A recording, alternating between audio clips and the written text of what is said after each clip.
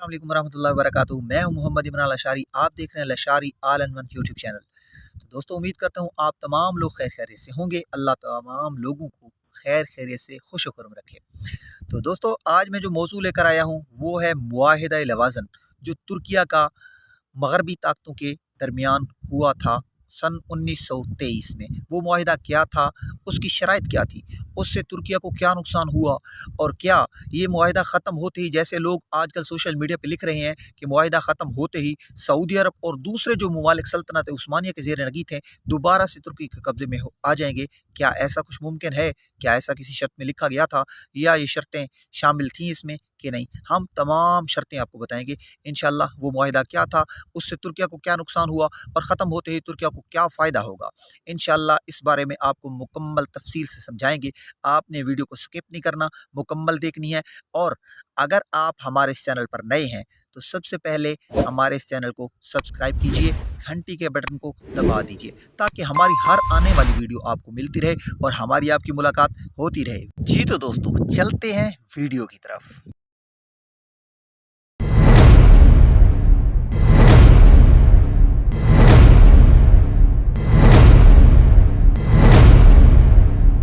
किया गया।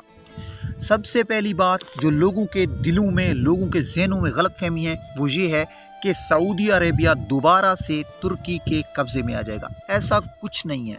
सऊदी अरब तुर्किया ने खुद ब खुद आले सऊद को दे दिया था, क्योंकि सऊद एक ताजर था जिसने कहा अरबों पे अजम हुकूमत नहीं कर सकते। उन्होंने बगावत की थी, और तुर्किया उस वक्त हर तरफ से खिलाफत उस्मानिया मगरबी ताकतों के साथ जंग में थी, इसलिए उन्होंने जानबूझकर वो इलाका मुसलमानों को दे दिया था। और इसमें ऐसा कोई मुआहिदा शामिल नहीं था कि 100 साल बाद सऊदी अरेबिया दोबारा तुर्किया के ज़ेर नगी आ जाएगा। तो कमाल अतातुर्क और मगरबी ताकतों के दरमियान जो मुआहिदा हुआ, जंग अजीम अव्वल की फातह कुव्वतों का जो मुआहिदा था, वो उन्होंने आपस में ही तय किया था। उसके बाद कमाल अतातुर्क ने उस पर अपने दस्तखत करके उस पर मुहर तस्दीक जब्त कर दी थी। सन 1923 में होने वाला ये मुआहिदा, जिससे बरतानिया ने जालिमाना शराइत डालकर तुर्किया के हाथ पांव बांध कर फेंक दिया। उसकी शराइत क्या थी? सबसे पहली शर्त ये थी, खिलाफत उस्मानिया को फौरी तौर पर ख़त्म कर दिया जाए, सुल्तान और फैमिली को जलावतन कर दिया जाए। दूसरी शर्त, अमलाक और असासे जितने भी खिलाफत उस्मानिया के जहाँ दुनिया के अंदर, जिस मुल्क के अंदर हैं, जब्त कर लिए जाएंगे बमा सुल्तान की अमलाक और असासे। तीसरी शर्त, तुर्किया एक सेकुलर रियासत होगी, खिलाफत उस्मानिया से इसका कोई ताल्लुक नहीं होगा, इस्लाम से इसका कोई ताल्लुक नहीं होगा। चौथा, तुर्की अपने समंदर से तेल की तलाश नहीं कर सकेगा, अपना ज़रूरी तेल दूसरे ममालिक से मंगवाने का पाबंद होगा। पांचवा, आबनाई बास्फोरस आलमी समंदर में शामिल होगा, यहाँ से गुजरने वाले जहाज़ों से तुर्किया टैक्स नहीं ले सकेगा। याद रहे, बास्फोरस बहरा असवद और बहरा मरमरा और बहरा मतवस्ता के दरमियान वो समंदर है जो आलमी तिजारत का मरकजी रास्ता है। उसके बाद तुर्किया मुकम्मल एक सेकुलर रियासत होगी।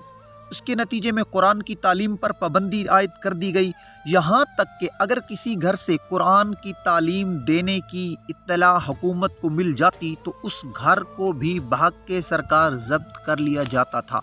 अजान के अल्फाज में तब्दीली, कमाल अतातुर्क ने कोशिश की कि अजान जो है अरबी में क्यों है, इसे तुर्की अल्फाज में शामिल किया जाए। इस पर लोगों ने मुखालफत की तो इसको ख़त्म कर दिया गया था। उसके बाद दुपट्टा ओढ़ना ऐसा जुर्म था कि दुपट्टा ओढ़कर कोई भी औरत किसी भी इदारे में, तुर्किया के किसी भी इदारे में, सरकारी में जॉब हासिल नहीं कर सकती थी। उसके बाद ये जब मुआहिदा हो गया, तैयब एर्दोगान से पहले 3 बार ऐसे इस्लामी ज़हन रखने वाले हुक्मरान आए जिन्होंने सोचा कि हम थोड़ा सा इस मुल्क को इस्लाम पसंदी की तरफ लेकर आएं, लेकिन उनकी हुकूमत को तख्ता मशक बना दिया गया। अदलिया और फौज, जो कि कमाल अतातुर्क की मुकम्मल मुआहिदे के पाबंद हैं, उन लोगों की वजह से उन 3 इस्लामी जहन पसंद हुक्मरानों को ख़त्म कर दिया गया। उसके बाद उर्दवान आया। उर्दवान के ख़िलाफ़ भी एक फ़ौजी बगावत की गई जो मिस्री तर्ज पर हुई है। मिस्री तर्ज पर ऐसे जैसे मोहम्मद मुर्सी के ख़िलाफ़ थी। मोहम्मद मुर्सी जो मिस्र का एक सच्चा और पक्का मुसलमान हुक्मरान था, उसके ख़िलाफ़ बगावत करके उसको पाबंद सलासिल कर दिया गया। अमेरिका ने सोचा जिस तरह से मिस्र में हुकूमत अवाम को हमने उकसा कर हुकूमत के ख़िलाफ़ कर दिया, ऐसे ही यहाँ पर भी ऐसा कर दिया जाएगा। तो उसने 40,000 फ़ौजी, जो तुर्क के 40,000 फ़ौजी सेकुलर जहन के मालिक थे, उनको तैयब उर्दगान के ख़िलाफ़ बगावत पर उकसाया और उन्होंने तैयब उर्दगान के ख़िलाफ़ बगावत की। लेकिन अल्लाह के फ़ज़ल से अवाम ने ऐसा फेंटा लगाया उसे फ़ौजियों को कि निकाल कर बाहर कर दिया। फ़ौजी बगावत को अवाम ने ऐसा कुचला कि टैंकों से निकाल कर दुर्गत बना दी गई। तैयब उर्दगान की क़ियादत में सल्तनत तुर्किया उस्मानिया की तरफ इंशाअल्लाह आहिस्ता आहिस्ता बढ़ रही है।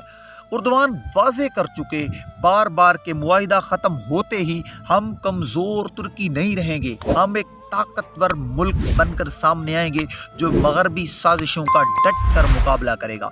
उसके बाद जब ये मुआहिदा ख़त्म होगा तो क्या होगा, तेल और गैस की तलाश तुर्की अपनी करेगा और हर जहाज़ से जो वहाँ से गुजरेगा वहाँ से उसे टैक्स लिया जाएगा। तुर्की अपना तेल खुद इस्तेमाल करेगा और वहाँ से गुजरने वाले तमाम आलमी तिजारती जहाज़ों से टैक्स लिया जाएगा। यही वजह है कि मगरब को अब ये बात खटक रही है कि हमारे जहाज़ों से अगर टैक्स लिया जाएगा तो हम तो कमज़ोर होंगे। अब तो हम वहाँ से फ्री गुजर रहे हैं तो हर गुजरने वाले जहाज़ को टैक्स देना पड़ेगा। यही वजह है कि मगरब उर्दवान का सख्त तरीन दुश्मन है। लेकिन अल्लाह ने तैयब उर्दगान को इतनी बड़ी फजीलत और इतनी बड़ी शान दी है कि हालिया होने वाले रेफरेंडम के नतीजे में 2029 तक तैयब उर्दगान तुर्किया के सदर रहेंगे इंशाअल्लाह अज़ीज़, और उन्हें 51.2% अवामी वोट हासिल करके अपनी सदारत मजबूत की है। हमारी दुआ है कि अल्लाह पाक तैयब उर्दगान को सलामत रखें और वो फिर से खिलाफत उस्मानिया वाली रौनकें तुर्किया में बहाल करने पे कामयाब हो जाएं।